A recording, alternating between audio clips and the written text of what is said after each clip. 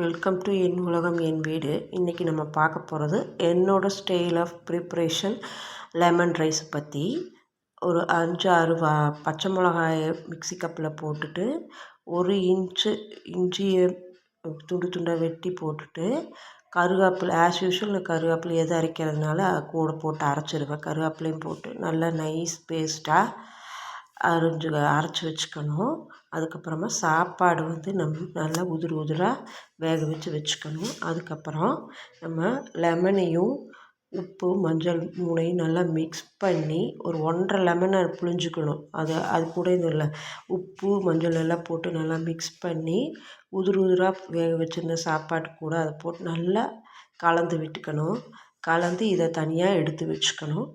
அடுத்தது நம்ம அடுப்பை பற்ற வச்சு ஸ்லோ ஃப்ளேமில் ஒரு பேன் வச்சு அதில் ஒரு 3 ஸ்பூன் தேங்காய் எண்ணெய் தான் போடணும். இதுக்கு தேங்காய் எண்ணெய் தான் நல்லாயிருக்கும் லெமன் ரைஸ்க்கு. ஒரு தடவை இந்த மாதிரி ட்ரை பண்ணி பாருங்கள். தேங்காய் எண்ணெயில் கடுகு போட்டு அது பொரிஞ்ச உடனே நல்ல 5 to 6 பிஞ்சஸ் ஆஃப் பெருங்காயம் போடுங்க. பெருங்காயம் போட்டு அதுவும் நல்லா பொரிஞ்ச உடனே கொஞ்சமாக கருவேப்பிலை போட்டுக்கணும்.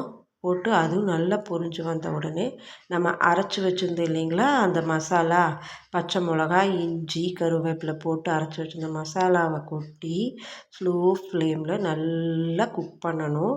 அது எப்படின்னா நம்ம தண்ணி ஊற்றி அரைச்சிருந்துருப்போம் இல்லையா, அந்த தண்ணியெல்லாம் வற்றி பச்சை மிளகாய் இஞ்சியோடைய ரா ஃப்ளேவர் எல்லாம் போய் நல்லா எண்ணெய் பிரிஞ்சு வரணும் அந்த மசாலாவில். அந்த அளவுக்கு நல்லா அதை குக் பண்ணிவிட்டு அதுக்கப்புறமா நம்ம கலந்து வச்சுருந்த சாதத்தை அந்த மசாலா கூட போட்டு நல்ல மசாலாவும் சாதமும் மிக்ஸ் ஆகிற மாதிரி நல்லா மிக்ஸ் பண்ணி விட்டுடணும். அதுக்கப்புறமா நல்ல பொடியாக நறுக்கின கொத்தமல்லி தழையை போட்டு நல்லா கலந்து விட்டால் different style of lemon rice ready.